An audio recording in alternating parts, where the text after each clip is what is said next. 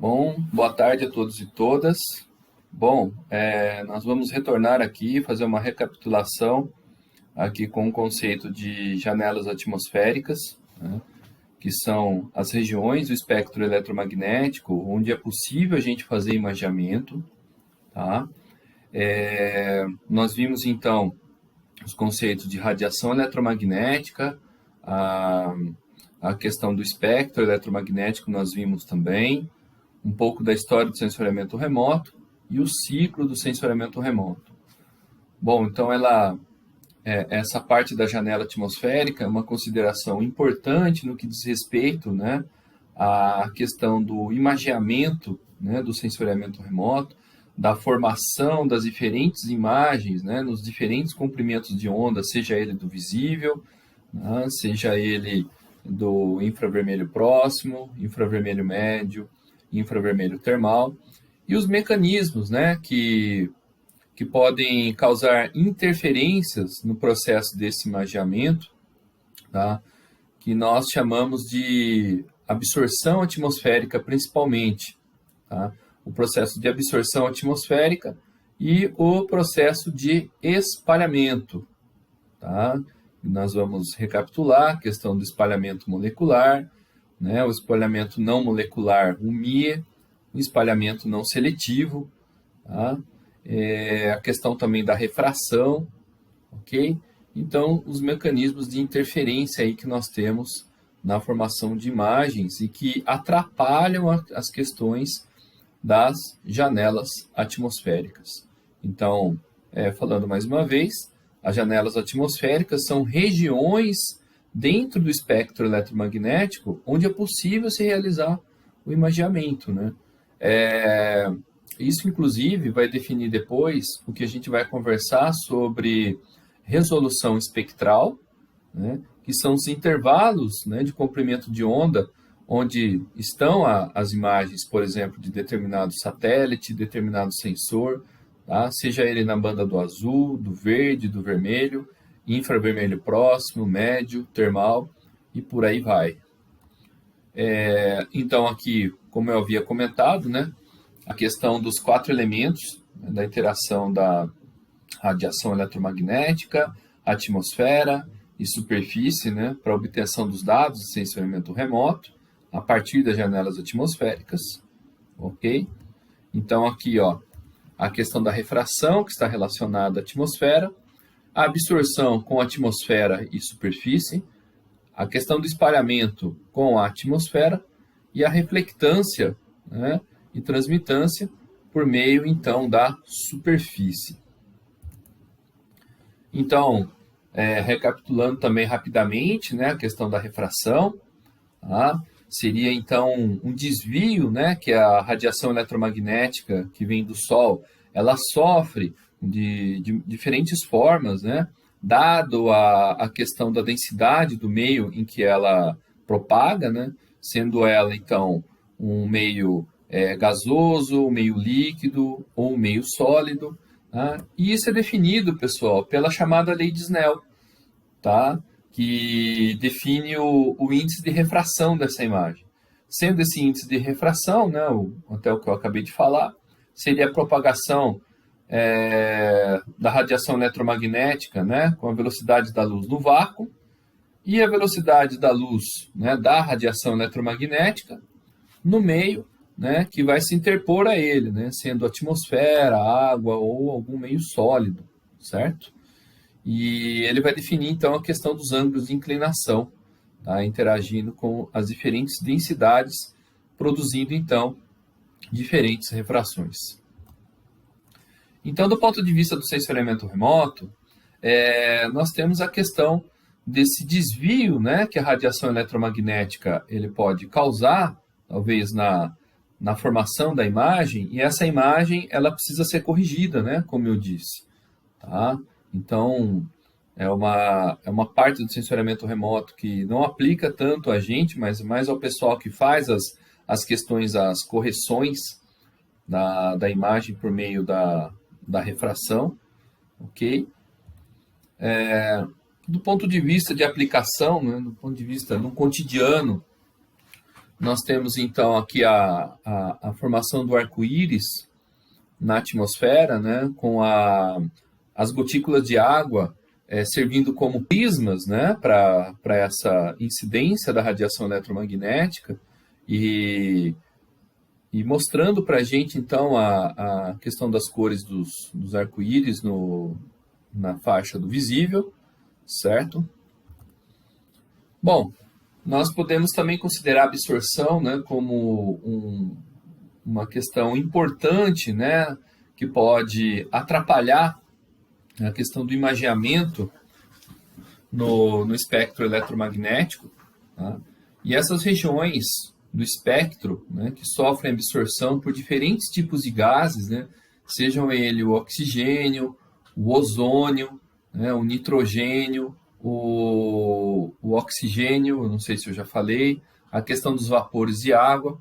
Então, quando nós temos a chamada banda de absorção, né, é aquele intervalo de comprimento de onda, né, onde então a radiação ela é absorvida por determinada substância, determinado gás, e aí não é possível que se seja feito imageamento mesmo, né? Então, aí a gente não tem a possibilidade de uma janela atmosférica. Tá? Então, aqui ocorre nos intervalos menores de comprimento de onda, né, principalmente lá no ultravioleta e abaixo disso, dos raios gama, raios beta, tá? E também em outras faixas do espectro eletromagnético, principalmente o infravermelho termal, tá? Pelos gases do oxigênio, tá? E também do infravermelho próximo, vermelho, tá? E também do azul, tá? Que eu não coloquei aqui, mas que é importante a questão da vegetação. Então vejam aqui que interessante, pessoal. Aqui, nessa primeira faixa, onde a gente está mais ou menos aqui do começo até o final, que nós temos da banda antes do visível, tá? A raios beta, raios gama, raios X, ultravioleta. Depois nós temos aqui a questão do visível, né, que seria o azul, verde, vermelho. Depois o infravermelho próximo, infravermelho médio e termal. Então, no termal, ó, existe uma grande absorção de radiação eletromagnética pelos gases do nitrogênio. Tá? Aqui no nitrogênio, a gente tem esses picos aqui de absorção da radiação eletromagnética que impede que sejam formadas imagens nessas faixas. E nesse restante aqui do espectro, é possível a imagem, né? Sem problemas, aqui considerando, então, o nitrogênio. Né? Em relação ao oxigênio, aqui nessa segunda linha, o oxigênio e o ozônio, eles vão ter uma interferência aqui de uma forma um pouco mais suave aqui na faixa do visível, anterior ao visível, ou seja, aqui no ultravioleta, raio-x, raio gama, não é possível, né, a questão do imageamento, tá, do ponto de vista do oxigênio ou do ozônio, eles não deixam, né, existe uma absorção total. No visível, né, é possível, tá, e a gente tem uma reflectância, aliás, uma absorção aqui do oxigênno e do ozônio aqui no infravermelho próximo, e no médio, em boa parte do termal, né, com exceção desse pico aqui, nesse intervalo de comprimento de onda, que existe, então, uma absorção. Em relação ao CO2, pessoal, né, a partir do infravermelho médio, né, que está aqui do 1.5 para frente, nós temos alguns vales aqui em branco, né, que é possível imageamento, mas temos alguns picos de absorção do gás carbônico onde não é possível fazer imageamento. Então, do ponto de vista do gás carbônico, é possível fazer nessa janela atmosférica aqui, ó, tá? Claro que depois ela vai ser um pouco atrapalhada aqui pelos vapores de água, tá? Mas do ponto de vista do CO2, tudo bem. Tá? E aqui também, ó. Bom, Então, levando em consideração agora a água, a partir do infravermelho próximo, né, parece que os picos de absorção eles vão crescendo, né, e aí vai atrapalhando também a questão de se formar imagens aqui nessa região, né, e passando aqui do infravermelho próximo, infravermelho médio e infravermelho termal.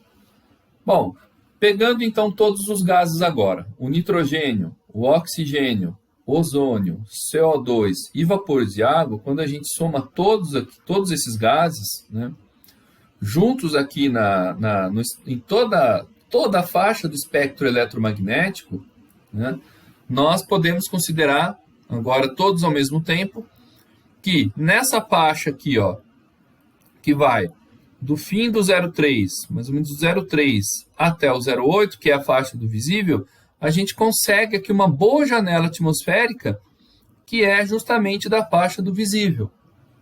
Tá? Então, a gente consegue imagem do azul, do verde, né, do vermelho. E aí, embora a gente tenha um pico aqui, né, do infravermelho próximo, se a gente calibrar aqui janela, um comprimento de onda bem pequenininho, a gente consegue fazer uma imagem do infravermelho próximo. Tanto que nós temos imagens, né, do infravermelho próximo. E do mesmo modo aqui, né, passando para o infravermelho médio, já nesses intervalos de comprimento de onda, onde a gente tem essas faixas em branco, é onde nós conseguimos posicionar, calibrar então o comprimento de onda do sensor para obter a imagem nesse comprimento aqui, tá? Levando em consideração a interação de todos esses gases.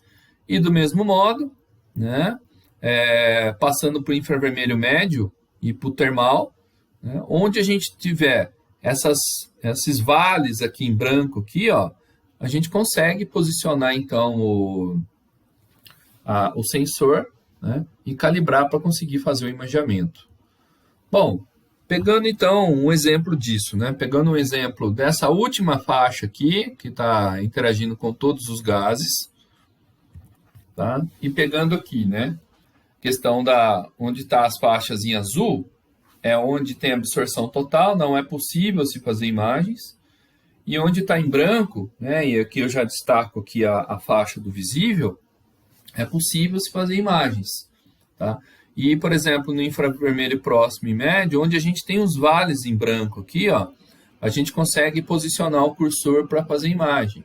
E do mesmo modo, infravermelho termal, né, distante termal.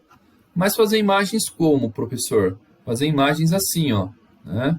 Da gente obter dentro aqui do espectro do visível, tá, as imagens de sensoriamento remoto. Tá? Então, olha aqui que a gente tem aquele vale em branco, né? Que tem pouca influência de absorção. E aqui o sensor ele é calibrado, né? E a gente consegue, então, fazer uma imagem. E a composição dessa imagem, então, vira o quê? Então, vira uma imagem de sensoriamento remoto.